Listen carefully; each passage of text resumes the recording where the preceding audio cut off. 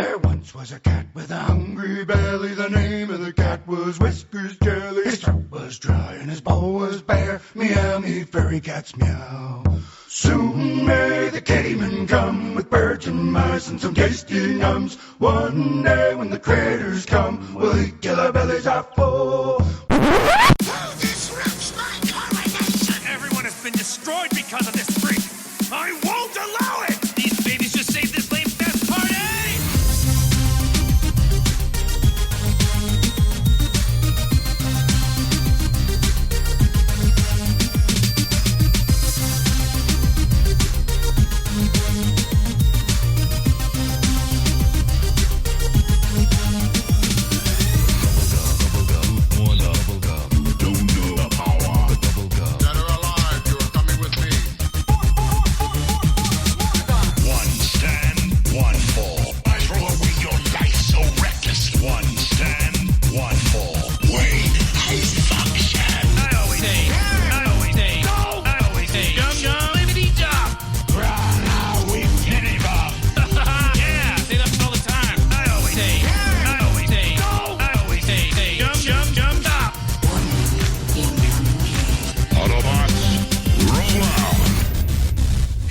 What's going on? You are listening to ThisWeekInGeek.net. I'm your host, Mike the Birdman, and I am actually alone here in the proud city of Guelph, Ontario, as I'm hosting this show solo, as Alex, the producer, is taking this week off because it is his birthday coming up tomorrow. And he's given me time off on Valentine's Day, so this just kind of works out in the interim. However, we do have some reviews from him coming up here in the show, and you'll get those kind of sandwiched at the beginning and at the end of this podcast with a review from myself coming up in the middle. So lots of good stuff to talk about. So I often start off the top of every show talking about what has been going on over the past week or so, but just want to acknowledge a milestone. So as of last week, or would have been yesterday or someday early last week, TWIG celebrated 14 years of being online across a variety of different platforms. We've been on radio. I still do occasional radio bits whenever I get a call, be it across the Chorus Radio Network. I've done stuff on CBC. And, you know, if they need a talking head, or to be what I like to call myself as Canada's dial-a-dork, they do tend to get a hold of me for me to talk about comic books, movies, television, video games. That's sort of my jam. So, yeah, I mean, big thank you to everybody who's stayed with us over the last 14 years through our ever-rotating cavalcade of hosts. It's been exciting, and to kind of celebrate 14 years this year rather than do TWIG, this is your life. We decided to launch a new actual play podcast, kind of in the vein of Terrible Warrior, since I've retired from that project to focus on TWIG and other stuff as well. We started and we recorded our session 0 for TWIG, which is Tactical Weapons Integration Group, using Wyvern Games' D&D 5th edition skin, using the Stargate SG-1 property. Now, there actually was a notification from their Kickstarter this past week, actually just after we got off the air. They're hoping to have the final PDF out in early March, if I believe right, and with that in mind, I am hopefully going to have some Stargate content to kind of fill the gaps between now and March. I'm actually already in contact with a Stargate SG-1 cast member, and we're going to do an interview sometime rather soon and talk about their experiences on the show. And hey, maybe I'll invite them on the show if they ever want to, like, you know, play with us for an episode. So I think that would be kind of neat. No promises though, because I'm sure being a Hollywood person comes with their own sets of rights and responsibilities, so whatever. But that is awesome, so I'm looking forward to doing that with Ken, Liam, and JT. We've got most of the tech issues kind of figured out now. So Alex should have that posted on the site sometime later on in the week. So my week's been busy. As you guys know, I started with that new political position, the Guelph NDP, and that's been going, actually, all things considered, really, really, really well. I started making my first sets of phone calls to help people out with disability and accessibility. And it was cool because I had to help someone else who wasn't living in my riding, but I got through to a head of another riding. And this person's like, all right, Mike, I hear ya. Let me get in contact with this person. I will do my very best to help them. And from a couple Facebook messages today, from what I understand, that was successful. So that feels really awesome to be a part of the process. Like, you don't even have to be in power necessarily to get things moving. All it takes is the right push and the right phone call. So I'm really glad that was able to happen. Also, on Friday, I got my acceptance to Conestoga College. So technically, as of right now, I am enrolled in Niagara College and Conestoga College. And I'm continuing my path to creative writing. And I have 3 years to complete all my courses since it's online and the campus is in another city. That just works out best for me. So I'm taking creative writing. I'm taking 2 courses, which are full college courses, full credit, so many classroom hours. And I think it should go pretty well. I'm taking 2 of my courses. I have to take 3 core curriculum and 2 electives. So I took one of my cores, and then I will take my other ones probably during the fall semester. So I don't officially start until May, but I have another writing course. I start from Niagara in just about a week for mystery writing. So hopefully I should have a nice background. As I did mention at some point, I've considered opening up a Patreon where I might post so many stories a month, and I'll probably start that in March. But I also have to be aware of my political responsibilities to make sure that I can always keep kind of doing things and getting that done.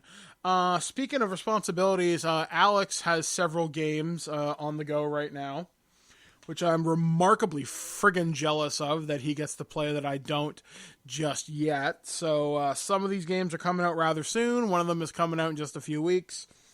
If you've been listening to the show and have an idea, you probably know, and goddamn him. So whatever. So that being said, hopefully we'll have a fun time in the show. The news will be a little bit shorter this week. Weird news should also be a little bit shorter this week. So it's been a while since I've done a kind of solo show.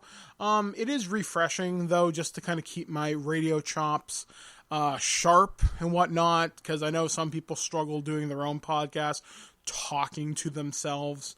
Trying to think of what else I could really kind of mention to you guys. I don't know whether I mentioned I beat Star Wars Squadrons a few weeks back. That game's totally worth it. If you can get that game cheap, totally worth it. I may play Star Wars Battlefront 2 this week, because I know that game was given away on the Epic Store a few weeks ago. So I might get a chance to play through that, just finish the campaign. I'm not really big into the multiplayer for that. Oh, right. This was fun. So one of the things I've been doing is being a bounty hunter for my friend Liam. And because I'm the quickest man with a mouse click, I was helping him finally get a Xbox Series X. And through the right set of circumstances and just happening to be awake in the middle of the night, I was able to secure him an Xbox Series X. So he got that all hooked up. Now he's on that COD grind.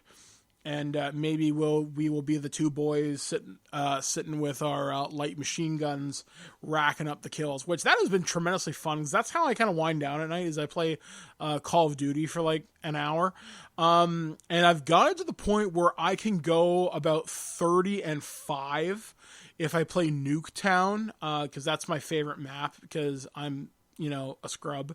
But Hardpoint is my favorite map my favorite game mode, because I know the rotations for most maps.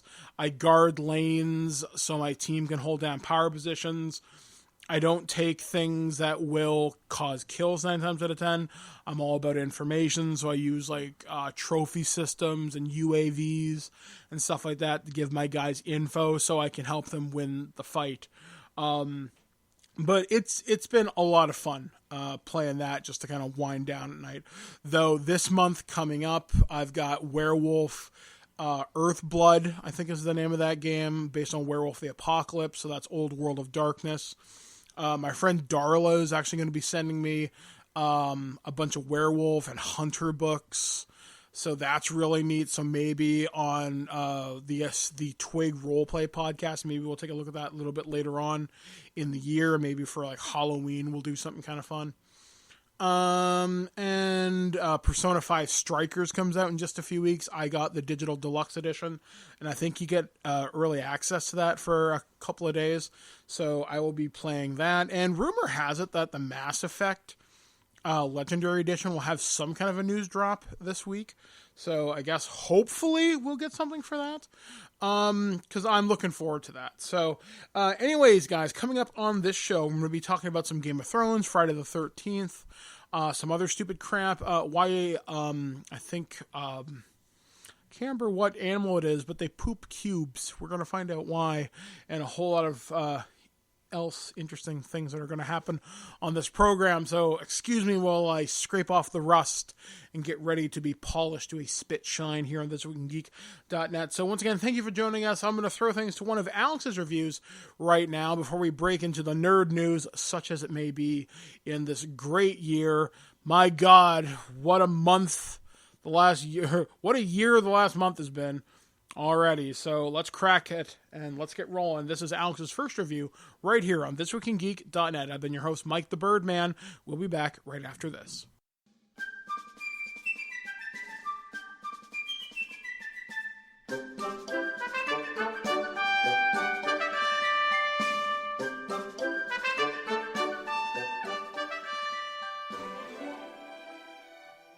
Our friends over at Koei Tecmo sent the brand new RPG Atelier Ryza to the Lost Legends and the Secret Fairy for us to check out on the PlayStation 5. It is one of those cross-gen games where I believe if you get the PS5 version, you get the PS4 version, or vice versa. When I activated it, it said PS5 code, but when I went and downloaded it, it was one of those things where it says select game version. It looks like you can also install the PS4. Don't know why you'd necessarily want to do that on the PlayStation 5, unless you already had, I guess, a save file for the PS4 version. But it appears to be there. Now, Atelier series, if you're unfamiliar, is a much lighter RPG series as far as tone than the dark, ending of the world, super emo stuff that you get out of a Final Fantasy or many other anime-inspired JRPGs. And it's always a nice breath of fresh air. Now, they always end up focusing on a lot of collection of elements and items to then use for your alchemy. Obviously, it's always about the alchemists, essentially. And pretty much every Atelier game, your main focus is on a central character that's a female alchemist, or witch for that matter. And this is no change. Now, Ryza 1 was a big hit for them, and I was excited to see Ryza 2 coming because I had played some of the Atelier games for review before, and some back in the day on, was it the PS3, I think, as well. But they were never huge in the West. This is something I think that has a chance to gain legs because we've had Yakuza Like a Dragon on Xbox Series X, and that was sort of a cross-gen title, but that was a JRPG released on one platform. Well, this is the first JRPG released on the PlayStation 5 in North America. So it's interesting to have that come out. We've got two different games spread apart and couldn't be more different, but at the same time, PlayStation fans rejoice. Your JRPGs are starting to roll in. It's your standard turn-based combat. In the field, you whack different items to whack trees to shake things down to collect all of the items you need to then create other items. The story revolves around Ryza going to a new island, meeting up with some old friends, and sort of starting up a in a new land, as a lot of these games are. It's well produced. The audio is directional, well done.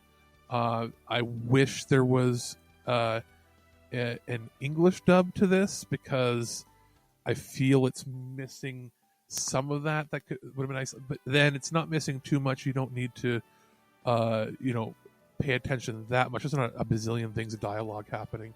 It was well voiced, the music is well composed, the world is colorful and realized, and for the first time in a long time, this game runs smoothly. The Atelier games had sort of been known to have janky frame rates on some of the console versions that have been released, and sometimes that gets cleared up with deluxe editions later on. And I would say the frame rate's pretty smooth. I didn't see it dip at all on PlayStation 5, but I could see with some of the visual effects that they're running, I could see it dipping maybe on the PlayStation 4, but I can't say for sure, just based on previous playthroughs on previous games. What this shows is the PS5 can push through. But again, very colorful, a happy-go-lucky, much more relaxed RPG. Even the atmosphere when you go into battle, the music is not hectic or crazy. It's just a pretty chill, fun, engrossing RPG, and definitely worth your time if you're somebody who's got a hold of a PlayStation 5 like myself, and you've been clamoring for RPG content. The Prime Minister of Sweden visited Washington today, and my tiny little nipples went to France. Gossip, rumors, panic in the streets. We're lucky. This Week in Geek News. Welcome back to ThisWeekInGeek.net. I'm your solo host this week for the Nerd News Network. I'm Mike the Birdman. Alright, so let's break things down as they happen on the Prime material plane this week. If you know what I'm talking about, you may just be a dork, and I like that. Alright, so according to GameSpot and multiple outlets, WWE content is moving to Peacock in a $1 billion deal, ending the WWE network. NBC Universal is paying a big fee to get the exclusive US streaming rights to WWE, including WrestleMania. WWE and its content is moving away from the WWE Network streaming service and finding a new home on Peacock after the wrestling company made a new deal with NBC Universal. This deal also means the end of the WWE Network come mid-March. NBCU is paying WWE $1 billion for a 5-year deal to bring the WWE to Peacock, according to a report from the Wall Street Journal. As part of this, WWE will close its WWE Network streaming service in the U.S., with Peacock getting this content exclusively in the U.S. going forward. One of the key things we're trying to differentiate ourselves is through live events and sports, and this premium content is a cornerstone of our strategy, said Peacock boss Chris Cordella. However, this new agreement will mean the shutdown of the WWE Network come mid-March. WWE's streaming service, which has been running since 2014, I was actually one of the original subscribers to that. Originally, the service was home to classic wrestling shows, live pay-per-view matches, and original programming. WrestleMania, WWE Icons, and Steve Austin's Broken Skull sessions will be exclusive to Peacock in the U.S. around mid-March.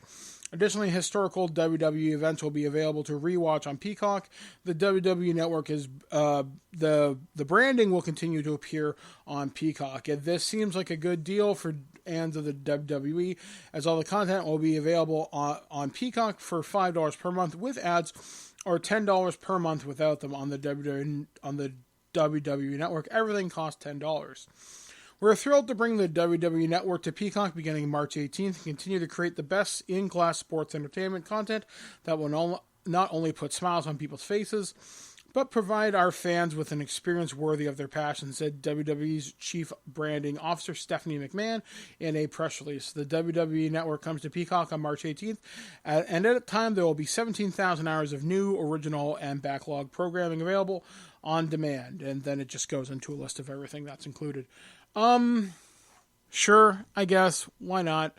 In Canada, how I used to access it is I used to have the app, and I had it signed up through PayPal so I could get the app directly because in Canada, we got it through Rogers as part of our cable package.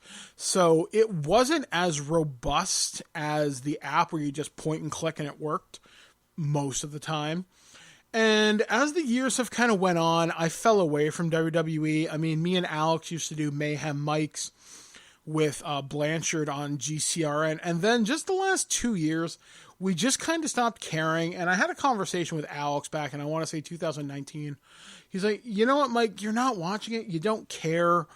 And I know the Royal Rumble was like last night and Edge won and he's going to WrestleMania and nobody said he could do it. And Edge is from my old town where I used to live, Orangeville. Cool. Still don't care. I mean, I don't know. It's just one of those things where I think for Peacock subscribers, yeah, this is great. But Peacock is not available in a lot of places. Like, we can't get it in Canada. And I'm guessing that's because of things like Crave, which is owned by Bell Media, Rogers, and stuff like that. And you just don't know who holds exclusive rights to what and how that's all going to function with, okay, we have this sitcom, but these people have it, is available on Netflix. Can we stream it here? Can we stream it there? Like, streaming rights in Canada are frankly a friggin' mess. And the WWE Network will probably just continue on up here as normal. I haven't heard anybody on my websites say anything. I haven't seen anybody talk on Facebook about this. I mean, I guess it's great. I mean, so if you want to watch, I don't know, 30 Rock, I guess. Now you can watch that and Camp WWE. Go you, I guess. So to add $5 on top of Peacock with ads or $10 without, it's like paying for the network anyway. Whatever. If that's your jam, party on. But now you have an option. Okay, so according to Engadget.net, and again, reported by multiple outlets, Babylon 5 Remastered is now available to buy or stream on HBO Max, which we don't get in Canada. So the show has been rescanned from the original film negatives with the standard definition CGI sequence upscaled. Nearly 30 years after its first broadcast and close to 20 since its troubled DVD release, Babylon 5 is finally getting a polish. From today, so last week, Warner Brothers is launching Babylon 5 Remastered as both a digital download from iTunes and Amazon, where available globally, and on HBO Max. It might not be the perfect version of the show that the creators had intended, but it's likely the best we're going to get. A Warner Brothers spokesperson told Engadget that Babylon 5 Remastered has been rescanned from the original camera negative. The film sequences have been scanned in 4K and then finished or downscaled back to HD with a dirt and scratch cleanup as well as color correction. The show shows that CGI and composite sequences, meanwhile, have been digitally upscaled to HD, with somewhat minor tweaks where absolutely necessary. In order to maintain visual quality and fidelity between the show's filmed and effects-heavy sequences, the new version is only available in 4.3, and that's the same format the show was originally broadcast in, rather than the widescreen DVD releases. But this does avoid the issue of image inconsistency that have plagued those DVD releases when they launched. The package that's available to buy today, that includes all 5 seasons of the show, all newly restored. The show's pilot movie, The Gathering, has been thrown in as a bonus extra without any remastering. Specifically, since the 1998 re-edited and re-scored version that aired to promote the show's new move from PTN to TNT rather than the 1993 original. A note of caution for anyone who might be expecting Babylon 5 Remastered to be as extensive as some we've seen of recent years. Despite the majority of the show being shot on film, it remains hamstrung by its low budget and low res effects sequences. The one episode I was able to preview, and sadly not at full resolution, may have looked fine on my 4K TV, but it was by no means radically different than from what is currently available. Warner Brothers says the remastering process has taken around 6 years to complete and was a labor of love for all involved. The studio has been reluctant to talk about the listings of the remastered version of the show that popped up on Amazon and iTunes late last year. The apparent error tipped off the fan community that something was in the works. The studio also declined to comment if this would lead to a Blu-ray release, although given the show's release on HBO Max, that seems pretty unlikely, which sucks. I went out of my way to get the Babylon 5 DVDs a number of years ago, and I was actually a fan of Babylon 5 before I met a friend of mine in Hamilton a number of years ago Lorenzo showed me Bab 5, and we watched most of the first and second season. I used to watch a show called Crusader, which was Babylon 5 sort of meets Star Trek Voyager. And that's why I used to watch it, because it was on before Voyager, on CKNX, the new NX, or whatever the hell it was called, way back in the day. And I really, really, really enjoyed it. The fact that more people are going to be able to get to watch Bab 5, I think is really cool. And I know we lost the actor that played Mr. Garibaldi last year, I think it was, or maybe it was the year before last. And I know we lost another cast member recently too. So I think it's cool that people are going to get a chance to experience this series, especially if you do have HBO Max, which as far as I know, there's a lot of people signing up for that. Again, we don't have this in Canada, but if you can buy it on iTunes and Amazon, cool. I'm sure I'll probably get around to buying it. I mean, I'd rather have it on Blu-ray personally, just to have extra features if any do exist, or even if it's archival stuff. I don't know, like, I think it's just cool that more people will get a chance to experience the show. There's a lot of really weird behind the scenes drama with this show. I know there's some stuff with Deep Space Nine and this show where they're like, hey, wait a second, this don't seem right. And yeah, if you want to go down the Wikipedia rabbit hole, I suggest you do. I know Alex could speak a lot more to this, but I think Babylon 5 is a cool show. There are several role-playing games based on it. I own the Babylon Project, and I think I've got a D20 Babylon 5, but I'm not 100% sure. But I know I own the Babylon Project. So that's cool.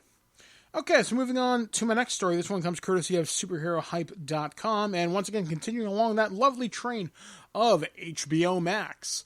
HBO Max is developing a Game of Thrones animated series. Surprising absolutely no one, HBO plans to flesh out its Game of Thrones universe are proving to be as vast as Westeros itself. Last week, reports surfaced that the network was working on a Tales of Dunk and Egg prequel set nearly 100 years before the flagship series. Now plans have already begun for the next spin-off, only this time it's an animated TV show for HBO Max. According to The Hollywood Reporter, an animated series is in the early stages of development at Warner Media's new streaming service. And when they say early, they mean it. The network is currently taking pitches from writers that could theoretically bring the show to life. No deals have been made as of yet, but as viable as the Game of Thrones brand is, there's still a chance the project never sees the light of day. Meanwhile, HBO is gearing up to start work on the House of the Dragon, another prequel that traces the Targaryen family history. This will be the network's first Game of Thrones spin-off to air following the original series' conclusion in 2019. HBO previously lined up a different spin-off series with showrunners Jane Goldman, that would have starred Naomi Watts. However, this project was canceled after filming wrapped on the pilot episode. House of the Dragon will begin production later this year and debut sometime in 2022. HBO is still looking for writers to spearhead their potential Dunk and Egg series as well. Apparently, the network's drama head Francesca Orsi is working with author George R.R. Martin to come up with new ideas for the spin-off. And then it just asks, what would you like to see from this? All right, so literally breaking news, as there's a little brief pause you just heard. So this one literally just broke on TMZ just a couple of minutes ago, and it's not often I get to talk about breaking news. Dustin Diamond has died at the age of 44 from stage 4 lung cancer. Dustin Diamond, best known for playing the lovable Screech Samuel Powers on the NBC hit sitcom Saved by the Bell, has died, TMZ has learned. A rep for Dustin tells us he died Monday morning. His condition had greatly declined since last week, and he was taken off breathing machines in an attempt to get him to hospice care. His girlfriend was by his side when he passed away, and we're told he did not suffer. Dustin's death comes just a couple of weeks after completing his first round of chemo after he was diagnosed with stage 4 small cell carcinoma, which is commonly referred to as lung cancer. We're also told the cancer started somewhere in Dustin's body and metastasized in his lungs. He was initially hospitalized in Florida in January after feeling pain all over his body and a general sense of unease. Unfortunately for the kid star, it turned out to be cancer. Dustin, of course, is famous for playing Screech on 4 seasons of Saved by the Bell as Zach Morris's nerdy sidekick who struggled to get any of Lisa Turtle's Lark Voorhees' love and affection. After the kids graduated from Bayside High, the show got a short-lived spin-off with Saved by the Bell the College Years. There was also Saved by the Bell the New Class, in which Dustin appeared as Screech from seasons 2 to 7 as Mr. Belding's assistant. Dustin wasn't recast for the reboot of the show on Peacock back in 2020. We talked to him about why he wasn't signed on for the new project. The short answer was he didn't know why, but he argued for Screech's reprisal. Dustin would appear in tons of other roles, such as the groom in 98 Degrees music videos for their 1998 hit track, I Do Cherish You. He also appeared in 2 episodes of The Wonder Years. He also became infamous for directing his own sex tape in 2006, but later admitted to Oprah Winfrey it wasn't him, but a stunt double. He also appeared in tons of reality shows, including Celebrity Boxing 2, Celebrity Fit Club, where he didn't make too many friends after becoming confrontational with numerous cast members. There were other stunts, too, that pivoted his career from beloved child actor to a controversial celebrity, like when Dustin was supposed to fight the so-called angry bagel guy, Chris Morgan, before CM pulled out of the fight. But through it all, Dustin got tons of love from fans and friends alike, including the Insurance King president and CEO Dan Block, who wrapped NASCAR driver Josh Bilicki's car in Dustin's honor. Dustin's team said they're aware his name is not necessarily the most reputable due to his history of mishaps, but they want the public to understand he was not intentionally malevolent. His team adds that he went through a great deal of turmoil in his life, but he was always a humorous and high-spirited individual whose greatest passion was to make others laugh. Dustin was 44. Rest in peace. Short story about Dustin Diamond. So early on in my career, I think I was still in Niagara College at this time. I actually started speaking with Dustin Diamond's reps to get him as an interview on this show. And this would have been prior to 2009, I want to say. And I think we were really close to making it happen, but I just don't think we could get the timing down. And then, controversy and optics, we decided to not pursue it any further. We just kind of let the interview quietly fade off our radar. And kind of regretting that now. I mean, it's really sad that we didn't get a Screech cameo in the new Saved by the Bell series, which is hit or miss, to say the least. But they do reference Screech. They do mention that he's living on the International Space Station with Kevin, and he's glad he's not down here with the rest of us. And I wonder if that's almost a good way for Screech's character to exist in that universe. Maybe have him he's always around. He's the legacy character, like you, or, maybe.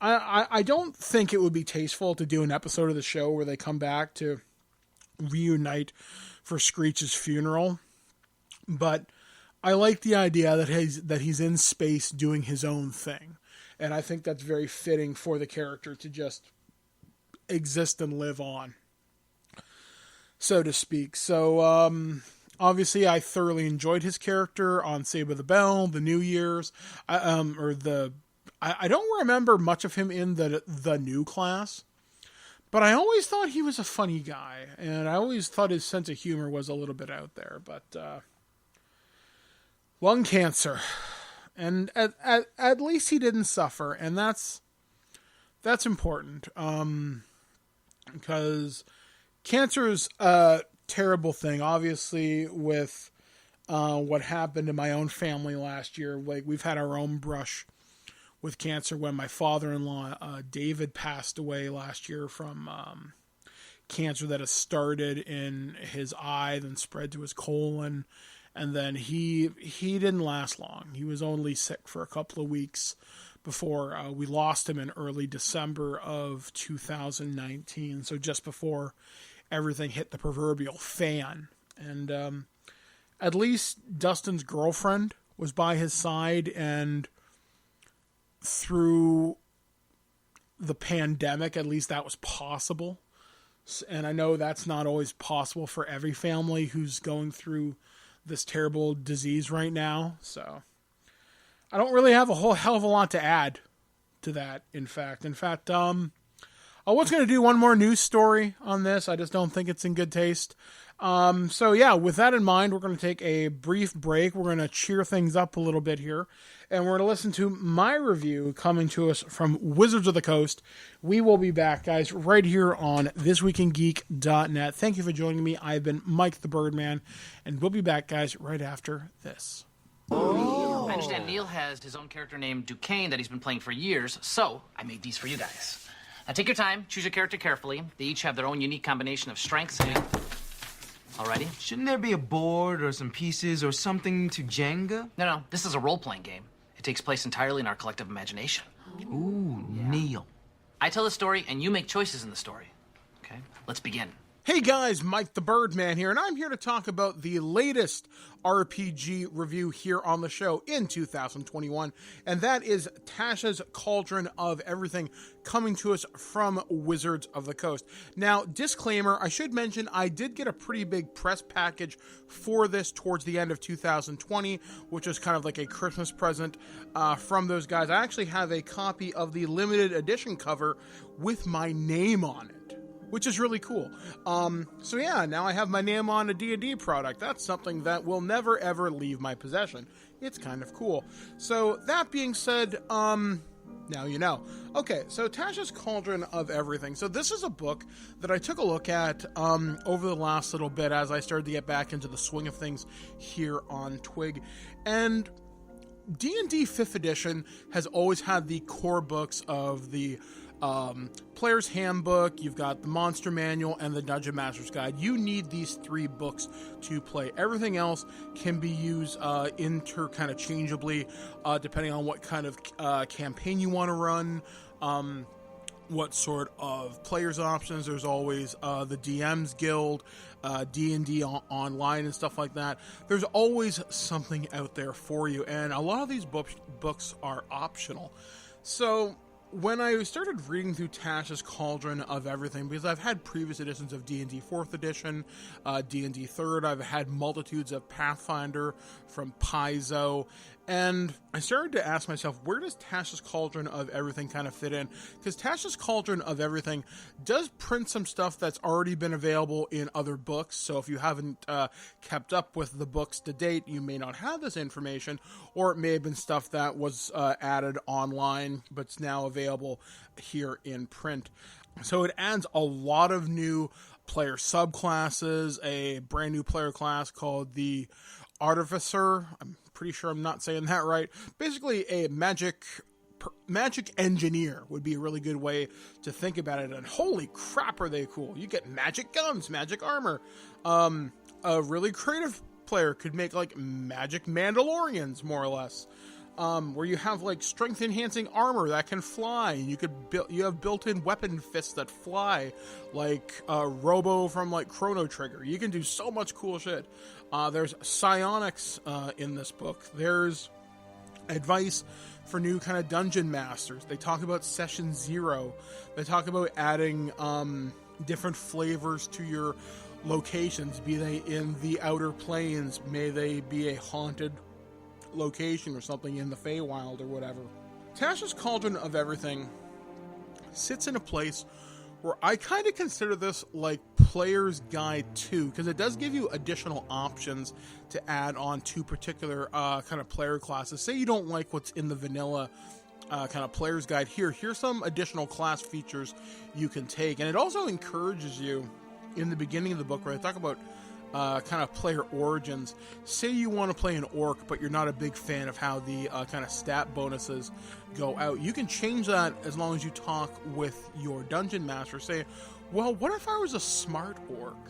Or what if I was an elf who wasn't necessarily the dexterous kind? Let's say I want to be an elf that's really strong, and that's a possibility. So it gives you more precision in what you want to create. If you want to bring a really cool character concept to life, this gives you rules and guidelines to help bring you full circle with that. And that's the thing with D&D, it should always be fun.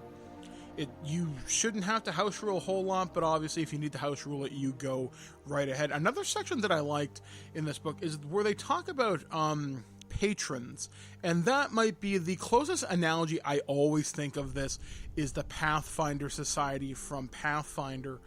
Basically, here, go do this because reasons. Or the typical D&D adventuring hook is the king has asked for adventurers, blah. Here they give you ideas, like you could be working for a lich, and maybe that lich isn't necessarily evil, or there's an elder dragon who says, here, help expand my horde, and I will give you access to weapons, magic items, etc., etc. Or you might be working for some kind of a magical academy or something like that. I thought that was really interesting, and I think it's a lot of things that a lot of dungeon masters don't really think of.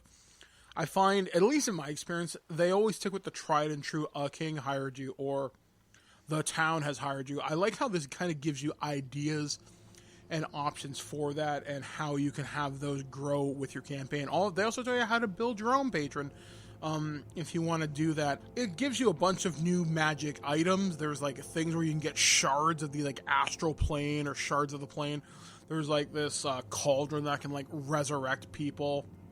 But there are more items and stuff for like wizards and sorcerers and stuff like that. Oh, although there's one really cool book where here, you know everything about hell in the abyss, and because it's weird, there's like a part of the book that's permanently trapped in the abyss, so it constantly updates no matter how many pages of the book are torn out. So it's like hell's Wikipedia. It's cool, and I do think for new people getting into the game, this is pretty much the new must-buy book. Like, the fact that you have stuff like psionics, I think, is really cool. Stuff like a rune knight is really neat, or I think it's called a Psi Warrior is cool. There's one really neat addition, and I've never played a ranger, but there's one that's like Fey-inspired. Like maybe you swam in like Fey waters, or you carve something from a living tree or something like that. Whatever the reason, you're now imbued with Fey magic, and you can do, I think the ability is called Dreadful Strike, where you're adding an extra 1d4, which eventually goes up to 1d6 or 1d8 damage at like higher levels. That's cool. I love that. That's a really neat idea. Also, some of the feats, a lot of them just add, like here, you get a bonus to your strength. Here, you get a bonus to your dexterity, or this, that, and the other thing. I like that. It really gives players a lot more options, and I think that's utterly fantastic. So Tasha's Cauldron of Everything, I really do think is a must-buy if you're coming into the game with you and your group and you want some new flavor to your games. You want more options. The Magic Engineer class, the Artificer, has so much going for it. Like, I've never been a type to play those types of characters because I hate spellcasting. But just the fact that I could magic myself up some Mando armor if I really wanted to. If I wanted to have magic guns that walk, that's cool. Like, there's like a class where you basically have a walking cannon. That's awesome. So, for players that have most of the books up to date, I do think this is worth kind of having, just because you now have it in one convenient location rather than hauling around 3 or 4 other books that have this material printed elsewhere. Now you got it right here, and that's pretty neat. So Tasha's Cauldron of Everything gets a hearty recommendation from this Dungeon Master. So guys, I'm going to throw things back to myself because I'm solo this week. We'll talk to you guys again right at the end of this. Okay, here we go. You find yourselves in the smoking remains of Santa's village. Clearly, a great battle has taken place. Oh man, the first monster I see, I'm gonna sneak up behind him, whip out my wand, and shoot my magic all over his ass. Do you hear yourself when you say these things? Go crazy? Don't mind if I do! Human sacrifice, dogs and cats living together, mass hysteria. Alright guys, well, welcome back to TWIG, otherwise known as the flagship of stupidity for 2021. All right, so let's talk about the strange and unusual things that happened in the realm of your perception. Let's get ready to rock and roll. This first story comes courtesy of Forbes. A 10 billion year old super Earth has been found in our galaxy that suggests ancient life forms are possible. Astronomers have found a hot, rocky super Earth that has existed since almost the dawn of our Milky Way galaxy. It could profoundly alter the search for intelligent life. Around 280 light-years distant, TOI 561b is a rocky world a third bigger than Earth and orbits its star in just 10.5 hours. It's thought to be around 10 billion years old, twice as old as the solar system, when the majority of stars in our galaxy were first beginning to shine. The Milky Way is about 12 billion years old. The confirmation of TOI 561b demonstrates that rocky planets may have been forming for most of the history of the universe. TO 561b is one of the oldest rocky planets yet discovered, said Lauren Weiss, a team leader and postdoctoral fellow at the University of Hawaii. Its existence shows that the universe has been forming rocky planets since almost its inception 14 billion years ago. The team's paper was also presented at the recent 237th meeting of the American Astronomical Society and will appear in the Astronomical Journal in February 2021. The discovery of TOI 561b has consequences for alien hunting. It means that rocky planets have potentially been forming for the past 10 billion years and perhaps all 12 billion years of our galaxy's history, said Weiss. Imagine what could have happened on a rocky planet that's been around for almost 10 billion years. I'd sure like to find out. So, what has been discovered about this planet? Astronomers have discovered 3 planets, TOI 561b, TOI 561c, and TOI 561d, using NASA's Planet Hunting Transiting Exoplanet Survey, or TESS Space Telescope, and Keck Observatory in Hawaii. They're all orbiting a star called, you guessed it, TOI 561, which is a star in the galactic thick disk, and that's what makes this discovery so important. Here's what else we know about TOI 561b and its star. It's 280 light-years distant in the constellation of Sextant. The Sextant is a faint constellation in the southern hemisphere's night sky. It's a rocky world 1.4 times the size of Earth and about 3 times its mass. A super Earth, though it has a similar density, which suggests it's very old. It orbits TOI 561, a metal-poor orange dwarf star that's one of the galaxy's oldest at around 10 billion. The planets around are about the same age, making them among the oldest exoplanets found. It orbits in its star in just 10.5 hours, making TOI 561b an ultra-short period planet. It's tidally locked to its star, so it has a permanent day side that's likely home to a magma ocean.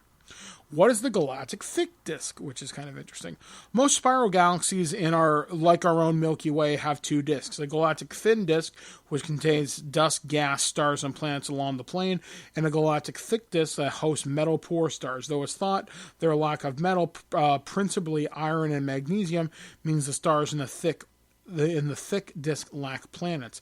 Most planets found by astronomers orbit stars in the thin disk. However, that's not the case with TOI 561 star system, which is found in the thick disk where planets are not thought to form around stars. That makes TOI 561b one of the first confirmed rocky exoplanets found in the thick disk of the Milky Way, and suggests that rocky planets have been evolving since the beginning of the universe around 14 billion years ago. That suggests that ancient life forms may have existed for many billions of years. Where did this planet come from? Stars in the galactic thick disk may have formed in an ancient galaxy that later merged with our own, or they could be the first stars that formed within the Milky Way. I wonder what the view of the night sky might have been accessible from the rocky planet during its history, said Weiss. Could TOI 561b be inhabited by ancient life forms? TOI 561b hints that rocky planets may have been forming for most of the history of the universe. I wonder if any of them could have had anyone we could talk to, said Weiss. TOI 561b likely does not host life now. Not only does the planet orbit its star twice every Earth day, but orbits so close it's just way too hot for liquid water to exist on its surface. It's got an average surface temperature of around 2500 Kelvin or 4000 degrees Fahrenheit. However, the daytime side of TOI 561b is likely to be an ocean of magma. The nighttime side could be could be hard rock. Most of that TOI 60 Fix 1b is a clue there. There are many more rocky worlds yet to be discovered around our galaxy's oldest stars that could still be habitable, and therefore might be home to very ancient life forms. After all, the earliest forms are thought to have taken at least 1 billion years to come on Earth, so the older and more stable the planet, the more likely it will be to host some kind of life. I would more readily bet on 10 billion year old star having some intelligent civilization on a rocky planet around it than a 1 billion year old planet, said Weiss. Then the article just goes and, there's a little bit more that's interesting. So how do we know TOI 56-1b is so old? It's more or less the same density as Earth, which suggests that it's old. Why? It's you may have heard Carl Sagan quote, "We are all made of star stuff," right? Well, so are stars and planets. Metals heavier than iron are forged into the interiors of collapsing stars and spread out into the cosmos by supernova. Planets that form from that star stuff, so if a star or planet is low metal, it must have come from some to be long ago when fewer supernova occurred. It turns out that stars being metal poor is not a challenge for forming planets early in the universe. Metal poor stars are just as good as metal rich stars, and that's a surprise. What about other planets? TOI 56-1 has 2 other less dense planets transiting the star, both of which have about twice the Earth radius and are too large and low mass to be rocky. TOI 56-1c is 2.9 times the size of Earth and orbits its star every 10.8 days. This one is confirmed. TOI 56-1d is 2.3 times the size of Earth and orbits its star every 16.3 days. This one is merely a candidate planet. So what is TESS? Launched in 2018, the Transiting Exoplanet Survey Satellite, TESS, spacecraft studies sections of the sky in search of stars that periodically dim slightly. That's a telltale sign that a planet is passing across it from a point of view of TESS. Astronomers then follow up and make a more detailed observation, as this team using the Keck Observatory's high-resolution Echelle spectrometer, or HIRES, in, I can't pronounce this name, but it's in Hawaii. Now, I actually found out about this last night. You can actually sign up, I think it's through nasa.gov, where you can look at a section of the sky and look for potential exoplanet candidates, again, by looking for that dimming. My sister Katie did some work with Kepler as a citizen scientist, and I think she helped discover something. I'm not 100% sure. Either way, she's way smarter than me. And she did that a couple of years ago, so I should actually talk to her about that today.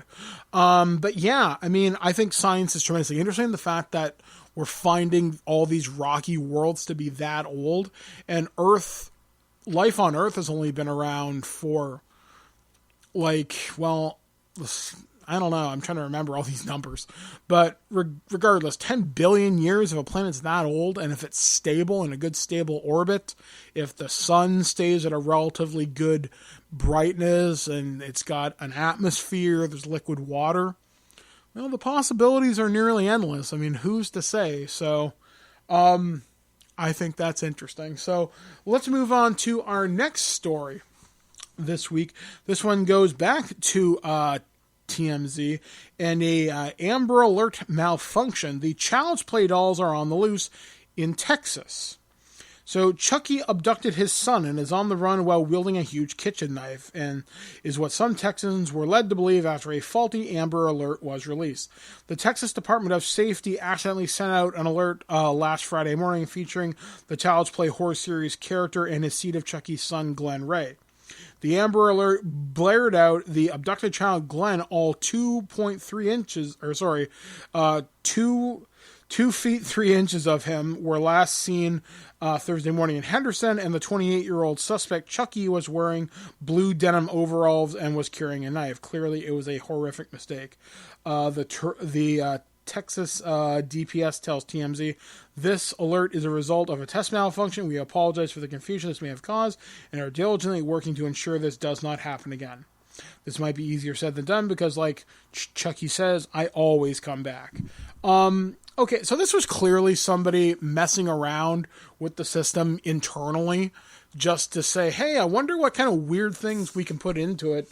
And I guess it's just to say, okay, this picture fits. put in a description here. You're in charge of the system today. Have fun. And, well, I guess somebody hit the wrong button.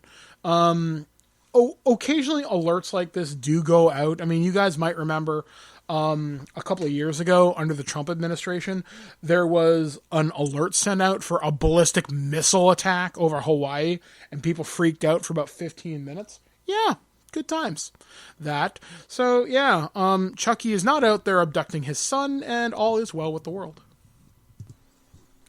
All right, so this next story that we're going to talk about today is, I see this pop up every so often, and I see it more often than not pop up on Twitter, but it's kind of funny. So this one comes courtesy of the Scottish Sun. A sneaky schoolboy dubbed bonafide genius thanks to a Zoom trick which duped his teacher for weeks. A cheeky schoolboy has been labeled a genius thanks to his sneaky way of getting out of answering questions on his class Zoom lesson.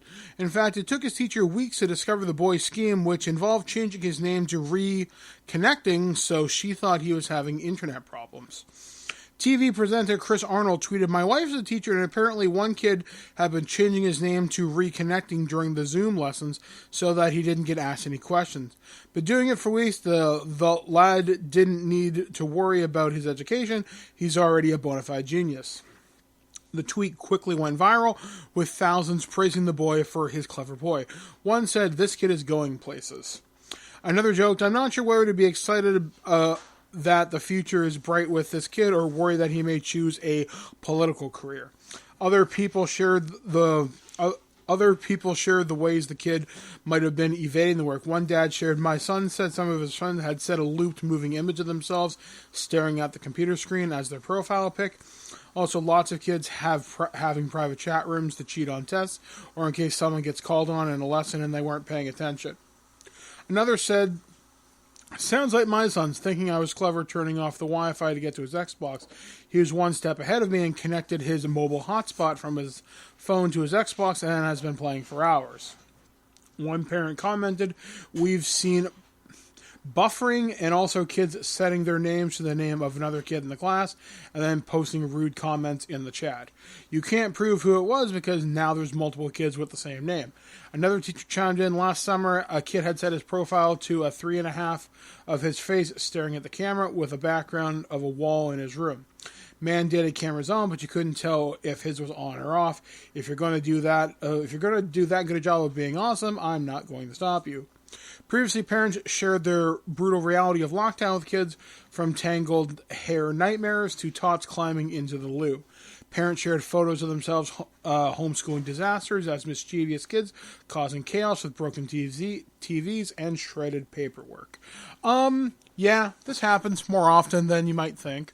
I mean, obviously, if you're going to put that much effort into screwing around, maybe you should pay attention anyway. And I get Zoom learning is not ideal. I myself am just getting used to using Zoom now as a interface for the various communications that I have to do now, and I like it. But I could see how managing a class of 30 kids could be a little bit unruly. And I know here in Ontario we were supposed to move towards an online learning model like a couple of years ago, and obviously with COVID putting a massive step on the gas to make that happen, it hasn't exactly been a smooth transition, and I wonder how kids are going to take this over the next couple of years. I think you're going to see a vast dip in the quality of education, and that's not the fault of the educators necessarily, full on them.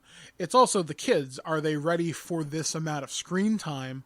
So they're going to figure out ways to get around it, and that's just kind of the reality of the situation. So congratulations, kid. You are indeed brilliant. So, moving on to my final story. And this one actually comes courtesy of my sister Katie. She posted this on Facebook, and it was too weird to not share. Why do wombats poop cubes? Scientists may finally have the answer, courtesy of CNN.com. For years, scientists have been wondering why wombat poop is cube-shaped. Yes, really. Now they say they've got to the bottom of the mystery. Bare-nosed wombats, or common wombats, can be found in the woodlands of hilly landscapes in southern and southeastern Australia and Tasmania. The furry marsupials are renowned for producing distinctive cuboid poop, which researchers believe they disperse tactically in order to communicate with each other. Now, scientists at the University of Tasmania have discovered more about the curious phenomenon.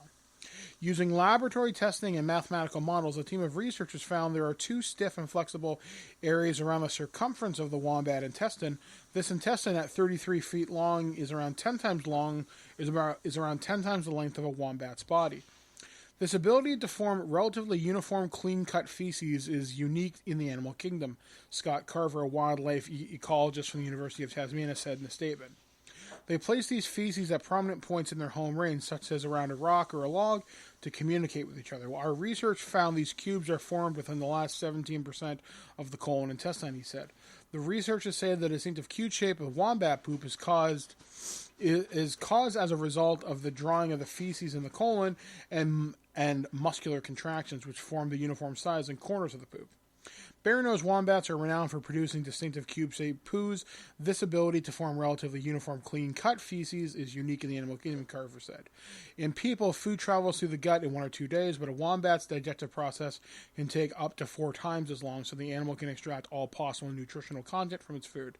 The creatures also produce poop that is much drier than human feces because they are better at extracting water from the intestine. Carver said the discovery the cubes are created in a soft tube reveals an entirely new way of manufacturing cubes, which could have implications for manufacturing, clinical pathology, and digestive health. The research was published in the aptly named Scott Mader expands on the previous research from the team. That's my wife making dinner in the background. Well, I never thought I'd talk about wombat poop on this show, but then again, I remember me and Alex talked about a brewery where you could make beer from poop, or poop water, or something like that. Either way, it was gross. That's interesting, and I always find things that the animals can do that we can't to be tremendously cool because, as they said, they're more efficient at extracting water and nutrients. Could we somehow use this knowledge and something else? I don't know. I mean, humans are certainly a curious species. So that's going to do it for this edition of the Nerd News this week. I know it's a little bit shorter than what you're used to, but hey, it's a solo show, and that's what you get because it's just me. So anyway, guys, we will be hearing one more review from Alex, and then when we come back, I'll kind of give you a hint on what's coming up on the show this week, and we'll be back, guys, right after this.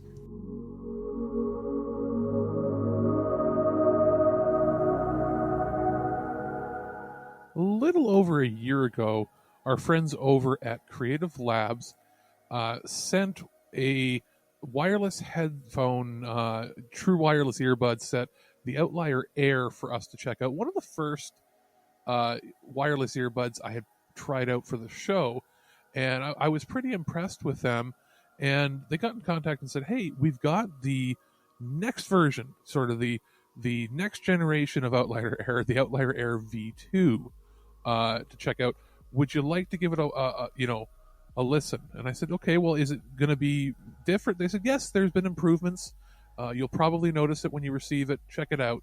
So I've been playing with them now for about a week, and immediately what I noticed was they pretty much didn't change the case or the design of how they physically look, in that they pretty much on first glance, other than the box, looked the same until I listened to them and went, hey, I noticed something. They're a little stronger in signal in that when I was outside moving, with them, my phone or my iPod in my pocket, occasionally you might get a situation where like the one ear disconnected for half a second, then connects in, and that's sort of something that happens with wireless earbuds that are, where they're both independently wireless, pretty much across the board for most wireless earbud. It doesn't matter, irrespective of brand.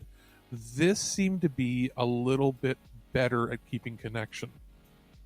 So I don't know if it's a driver tweak or if it's a new antenna altogether in it, but that being said, it is, I would say, a little more reliable. Can I quantify that in a number? Not really. It's just it feels like it's a little better, if that makes any sense. As far as, the codecs it uses, and all like aptX and everything, it's all the same that way. Just build quality, again, solid as it was. But again, the signal strength and I would say reliability seems better. And the other major thing that changed is they found a way to improve the battery life. It was already pretty decent. The version 1 had a 30-hour total play time. That includes recharging based in the dock. And it had 10 hours per charge. 10 hours is plenty. Most wireless earbuds, like you see the Raycons that everybody advertises at roughly the same price as these guys, maybe a little cheaper, they're always about the 4 to 6 hour battery life for anything in that class. And this is 10 hours with the original version. Now they've upped it to 12. So you're getting 20% more battery on a single charge, and the total play time has gone from 30 to 34. That's pretty sweet. That's not too many things without changing any other design as far as they don't feel heavier. They don't look any different. It's either a new battery or a new way of charging them or new profiles on power management. I'm not exactly sure, except that I did test it and I ended up with, I didn't get, obviously the rated time is not always what you get. When I first reviewed these headphones, like the first version, I was at like the 9-hour mark at medium volume and it was pretty standard. I'm getting about 11. So, regardless of whether or not it hits the exact, rated time, usually that's based on like perfect conditions, played at 30% volume or yada yada. I am getting about a 15 to 20% or so improvement in battery life. So I'm very happy that way. So it is what it is. I was like, it's a version 2 where it improves the two most important parts, because everything else was built well on them. And it already had good battery life. It's like it improves the battery life and it improves the reliability, and that's all you can really ask for. I would say they're worth it if you don't already have wireless earbuds that you can take on the go. Advantage here is it's sweat proof. It's not completely waterproof, so obviously you're not going to want to submerge these or run out in the rain. But it does work with Siri and the Google Assistant, has touch controls, Bluetooth 5, everything you're looking for in a good, high quality audio fidelity headset that you can make calls on.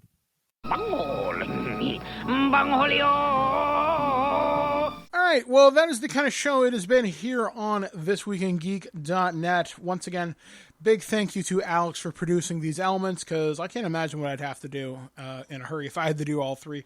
Also, big thanks to Wizards of the Coast for sending out that copy of Tasha's Cauldron of Everything. And the press kit was tremendously cool. I didn't really get a chance to go into it, but I have a D20 that's got crystals on it. It's from that Swarovski or whatever it is company. I got socks, I got coffee beans, I got some other cool shit in there. So yeah, that was really neat. It was really cool. It came in this giant box. And I posted pictures over on my Instagram and my Twitter a couple of weeks ago, or on the Facebook fan page if you want to go check those out, which I really recommend you do. I'd love to get those numbers up this year. We're hoping to share more to that as time goes on. I know I'm on TikTok now, which I usually just post stuff from my Xbox. Maybe I'll post stuff from the Switch once I figure that out. So good times had by all. Coming up on the site this week, I know Alex is going to have reviews for, I think, Werewolf, Earthblood, I'm pretty sure, at some point. I know he's working on another big title which is coming out this month, but I don't know what the embargo information is for that, so I can't say too much more than that. Turtle Treasure's coming out. I know we're supposed to be doing a loose cannon, or a couple of loose cannons this month, so look forward to those. The TWIG Stargate Session 0 should be out this week. As far as I know, that's with me, JT, Ken, and Liam and Alex, where we've got our kind of team makeup. We're We're not going to be able to make characters until we have the final PDF, so I'm sure we'll have more supplemental Stargate content between now and then. Future Imperfect will be coming back. We're supposed to be watching episodes of Star Trek from the first season, whether they be good, bad, or ugly. What do we like about them? What do we not like? And, just kind of get back to a happier Trek that we genuinely enjoy. I'm going to be talking about the episode where Data and Tasha Yar have relations. So that'll be fun. Where he's fully functional, if you get my drift. So anyway, folks, hopefully you guys will have a safe week ahead. As always, abide by local health guidelines. Wash your hands, cover your mouth, wear your mask. Don't be an idiot. Don't be an asshole. And I hope to see you guys again next week here on the show. So until next time, I've been Mike the Birdman saying, be excellent to each other. Thank you guys again for 14 wonderful years. I will continue doing this as long as I'm able to. If not, well, I'm sure I've got, plans. But anyway, guys, you guys take it easy, and I'll catch you guys again next week. At no point in your rambling, incoherent response were you even close to anything that could be considered a rational thought. Thanks for listening to this episode of This Week in Geek. Hungry for more? Check out our website at thisweekingeek.net. You can subscribe to the podcast, browse our Twitter and Instagram, and leave your thoughts on today's topics. If you'd like to give us some feedback, send us an email at feedback@thisweekingeek.net. Tune in next time, and remember, Lower your shields and surrender your listenership. We would be honored if you would join us. Thank you for your cooperation. Good night. There once was a cat with a hungry belly. The name of the cat was Whiskers Jelly. His throat was dry and his bowl was bare. Meow, me fairy cats meow.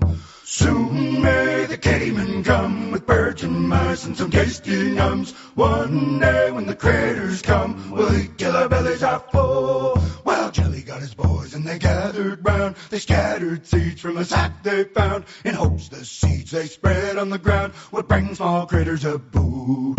Soon may the kittyman come with birds and mice and some tasty nums. One day when the critters come, we'll eat till our bellies are full. While the gang was bored and morale had dipped, till one of the seeds grew green catnip. They sniffed and they snacked and they all got ripped. They all had a meow that night. Soon may the kittyman come with birds and mice and some tasty nums. One day when the critters come, we'll eat till our bellies are full. While their heads were hung and the morn was nigh, the nip was strong and they all got high. Their bellies were shrunk and their bowls still dry. Oh, bring us some ice today. Soon may the kittyman come with birds and mice and some tasty nums. One day when the critters come, we'll eat till our bellies are full.